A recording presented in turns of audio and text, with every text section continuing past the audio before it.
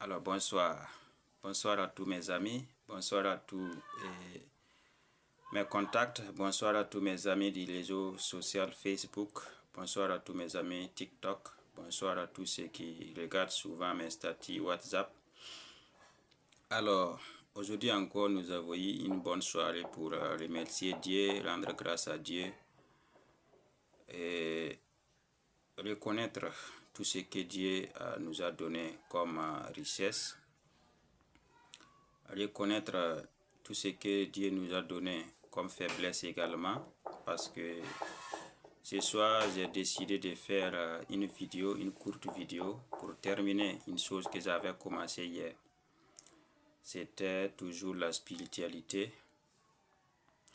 Aujourd'hui je vais parler de la contemplation spirituelle et la vraie spiritualité, parce que quand j'ai posté une courte vidéo hier sur mon statut WhatsApp, il y a un ami qui a regardé et qui a trouvé intéressant. Il m'a demandé donc de continuer et de terminer les 3 autres étapes restantes.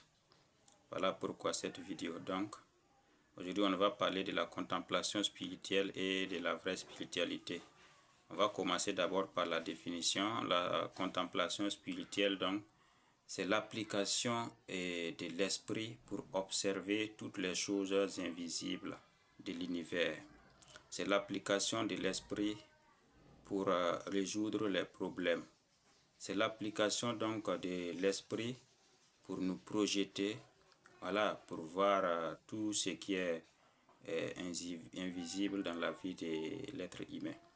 Maintenant, la vraie spiritualité se déroule en 4 étapes. Voilà, le processus donc d'évolution vers la vraie spiritualité se passe en 4 étapes. Et chaque étape est nécessaire donc pour cette progression-là. D'abord, nous avons la défiance de nous-mêmes. Ensuite, la confiance absolue et totale à Dieu. Troisièmement, le bon usage de nos facultés. Et quatrièmement, pour finir, l'exercice quotidien de la prière. D'abord, la défiance de nous-mêmes. Qu'est-ce que cela veut dire? La défiance de nous-mêmes, c'est d'abord reconnaître nos limites, reconnaître nos faiblesses, reconnaître nos infirmités, reconnaître qu'en dehors de tout ce que Dieu nous a donné, nous ne sommes absolument rien et que nous ne pouvons rien sur cette terre. Reconnaître que sans le soutien de Dieu, sans l'inspiration venue de Dieu, l'être humain dans son entièreté est néant. Il doit reconnaître donc son soubassement et la supériorité divine. L'être humain doit, dans tout ce qu'il entreprend, reconnaître que tout vient de Dieu, la richesse comme la pauvreté, le bonheur comme le malheur, tout en tout cas ce qui l'homme ou l'être humain vit dans sa vie, il doit d'abord reconnaître que c'est Dieu qui est à l'origine. La reconnaissance donc et l'acceptation de cet état de fait va nous conduire à la seconde et la plus importante étape. C'est la confiance absolue et totale en Dieu. Une fois que nous acceptons nos limites, notre néant, nous allons confier tout ce qui nous arrive, du bon comme du mauvais, à Dieu, au Créateur de la terre, des cieux et de l'univers. Une fois que nous serons dans des problèmes, nous allons implorer sa grâce dans une confiance absolue. Lorsque nous sommes également dans le bonheur, nous allons le remercier, nous allons le rendre grâce, nous allons louer sa miséricorde, nous allons implorer toujours sa bienveillance. Ça, c'est la deuxième étape. La troisième étape, c'est le bon usage de nos facultés. Parlant des facultés, il y a la pensée, il y a l'intellect ou l'intelligence, il y a la conscience, il y a la raison, il y a le subconscient, il y a l'inconscient. Donc, toutes ces choses-là, ce sont des facultés que Dieu a données à l'être humain pour qu'il puisse être dans une vie harmonieuse s'il fait leur bon usage. Au cas contraire, si nous faisons un mauvais usage de ces facultés-là, bien, je suis désolé, mais nous n'allons pas vivre utilement, nous n'allons pas vivre le bonheur, nous allons être chaque fois dans des problèmes sur cette terre. Donc, imaginez par exemple quelqu'un qui exerce sa pensée vers une vision claire, quelqu'un qui exerce sa pensée pour chercher des solutions dans sa vie, quelqu'un qui exerce sa pensée pour attirer des bonnes choses vers lui, sera forcément différent de celui qui passe toute la journée ou toute sa vie à penser de mauvaises choses, à penser de mauvaises choses aux gens, à lui-même, à tout son entourage. Reconnaissez aussi que c'est que les pensées que nous envoyons à l'univers, nous recevons aussi les résultats négatifs. Si nous envoyons des mauvaises pensées à l'univers, nous recevrons forcément des résultats négatifs. Ça, c'est la loi d'attraction.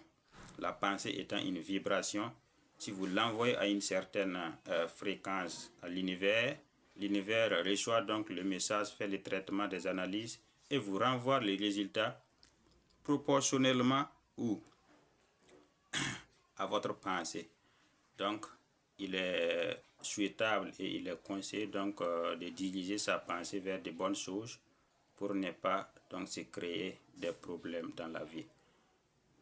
Quatrième étape, il y a l'exercice quotidien de la prière. Quand on parle de la prière, les gens penseront tout de suite aux mosquées, aux églises, les temples. Pourtant, on peut rester dans sa maison et bien prier. Tout comme on peut s'isoler dans les brousses et bien prier. Dieu aussi va nous entendre. Il va nous écouter et il va nous répondre. Donc, la prière n'est pas à confondre avec les mosquées, les églises et ce que l'on appelle les lieux sacrés. Donc, mais pour l'exercice de la prière, il y a deux choses qu'il faut connaître. Il y a ce qu'on appelle la prière scientifique et la prière spécifique. Scientifique pour tout simplement dire qu'il faut connaître comment on prie, les méthodes de la prière,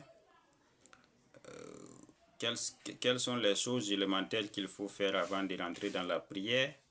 Voilà, ça c'est la prière scientifique, ou bien la science de la prière. Maintenant, il y a la prière spécifique. Pourquoi nous prions? Quel est l'objectif que je vais atteindre dans la prière? Quel est le but de ma prière? Voici quelques questions qui peuvent nous pousser, donc, ou bien qui peuvent nous amener à comprendre ce qu'on appelle la prière spécifique. On prie pour un objectif donné. On prie pour atteindre un but donné. On prie pas parce qu'on veut prier. On prie pas pour faire plaisir. On prie pas parce que les autres prient.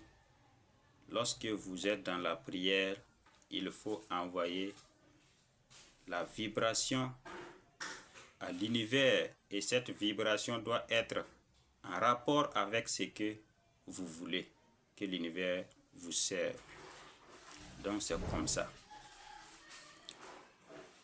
Et pour exercer cette prière, comme je l'ai dit, on peut bien rester ce soir et faire la prière. Mais actuellement,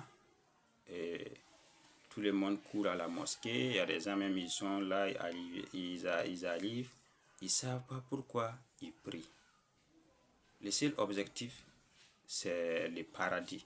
Et même le paradis, quand on arrive pour prier, la plupart du temps, les gens ne pensent pas à ça. Ils pensent peut-être à quelque chose qu'ils ont laissé à la maison. Ils pensent peut-être à quelqu'un qu'ils ont rencontré sur la voie. Ils pensent peut-être à ses affaires commerciales et tout autre. Rien que donc de l'objectif qui l'a amené à la prière. Voilà. Et pourtant, la prière ne doit pas être exercée de cette façon-là. Donc ce soir, je ne serai pas long. Je pense que c'est un récapitulatif ou bien en grosso modo, ce sont les 4 étapes de la vers l'atteinte donc de la vraie spiritualité. Je vais m'arrêter là. C'est une vidéo d'1h35. Donc merci.